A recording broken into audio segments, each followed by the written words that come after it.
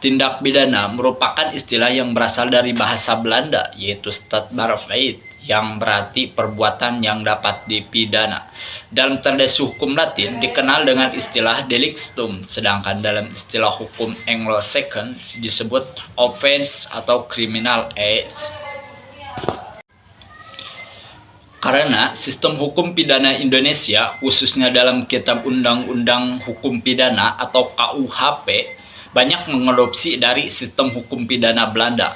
Namun, tidak semua ahli setuju dengan penggunaan istilah tindak pidana. Misalnya, Andi Zainal Abidin mengkritik istilah ini karena yang pertama, dijatuhi pidana adalah orangnya, bukan perbuatannya. Yang kedua, secara pembahasan, penggunaan kata tindak dan pidana dianggap kurang tepat. Beberapa istilah lain yang dikenalkan antara lain, yang pertama peristiwa pidana, yang kedua delicts, yang ketiga pelanggaran pidana, yang keempat perbuatan yang dapat dihukum, yang kelima perbuatan pidana.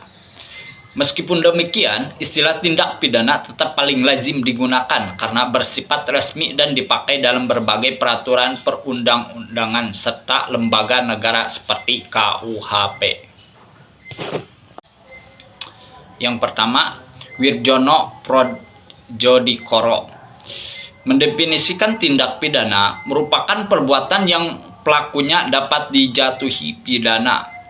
Yang kedua, M.R. Kresna mendefinisikan tindak pidana merupakan perbuatan manusia yang bertentangan dengan hukum dan diancam hukuman.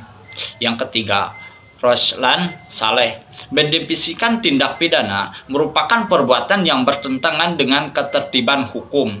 Yang keempat, Muel Jatno mendefinisikan tindak pidana merupakan perbuatan yang dilarang oleh hukum dan diancam pidana serta merugikan masyarakat. Unsur-unsur tindak pidana menurut Simon terdiri dari 3 hal, yaitu yang pertama perbuatan manusia, yang kedua perbuatan tersebut dilarang dan diancam pidana oleh undang-undang, dan yang ketiga dilakukan oleh orang yang dapat dipertanggungjawabkan. Menurut Voss menambahkan unsur lebih rinci seperti yang pertama perbuatan atau kelalaian, kedua akibat perbuatan, dan ketiga kesalahan, yang keempat melawan hukum, serta yang kelima unsur objektif dan subjektif. Sesuai rumusan Erik, menurut Pompo menyoroti 3 unsur penting, yaitu yang pertama melawan hukum, kesalahan, dan adanya dampak sosial. Menurut PAF Lamintang membedakan unsur subjektif niat.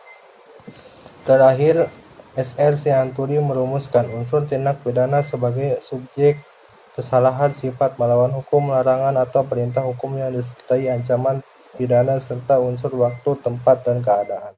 Hukum pidana berdasarkan KUHP. Kejahatan diatur dalam buku 2 Kitab Undang-Undang Hukum Pidana, mulai dari pasal 104 sampai dengan pasal 488. Kejahatan merupakan perbuatan yang bertentangan dengan kepentingan hukum yang lebih fundamental, seperti moral, keadilan, dan ketertiban umum. Dampak yang ditimbulkan umumnya lebih besar dan merugikan masyarakat secara signifikan. Pelanggaran diancam dengan sanksi pidana yang lebih berat, seperti penjara, kurungan, ataupun denda yang lebih besar. Bahkan hukuman mati terhadap kejahatan tertentu. Pelanggaran diatur dalam buku 3 KUHP. Pelanggaran merupakan perbuatan yang tidak menaati larangan atau keharusan yang dibuat oleh penguasa negara. Dampak yang ditimbulkan relatif ringan dan dapat ditoleransi oleh lingkungan masyarakat. Pelanggaran diancam dengan sanksi pidana yang lebih ringan, seperti denda ataupun kurungan. Sanksi ini bertujuan untuk mendidik dan memperbaiki perilaku serta mendorong terhadap kepatuhan peraturan. Yang kedua, berdasarkan doktrin ilmu hukum, delik formil dan material. Formil, selesai saat perbuatan dilakukan, contoh hasutan, sumpah palsu. Material, selesai saat akibat timbul, contoh pembunuhan, perzinahan. Yang kedua, delik aktif dan pasif. Aktif melanggar dengan bertindak membunuh, pasif melanggar karena tidak menyusui anak. Yang ketiga, delik seketika dan terus menerus, selesai saat dilakukan, berlangsung terus, contoh penahanan ilegal. Yang keempat, delik sengaja dan culpa dengan niat pembunuhan karena kelalaian, pasal 359 KUHP. Delik berdiri sendiri dan berlanjut, satu, perbuatan selesai pembunuhan. Beberapa perbuatan berlanjut, pasal 64 sampai 65 KUHP. Delik tunggal, majemuk tunggal, satu perbuatan, pasal 362 KUHP, dan lebih dari satu, misalnya pasal 480 KUHP. Yang ketujuh, delik aduan dan delik biasa. Delik aduan yakni butuh laporan korban, contohnya korban perzinahan. Kalau delik biasa yakni tanpa aduan, contohnya pada tindakan pembunuhan dan pencurian. Kedelapan, delik umum dan delik politik. Delik umum yakni untuk seluruh, kalau delik politik yakni terkait politik atau negara, contohnya pada tindakan pemberontakan. Kesembilan, delik khusus dan delik persekutuan.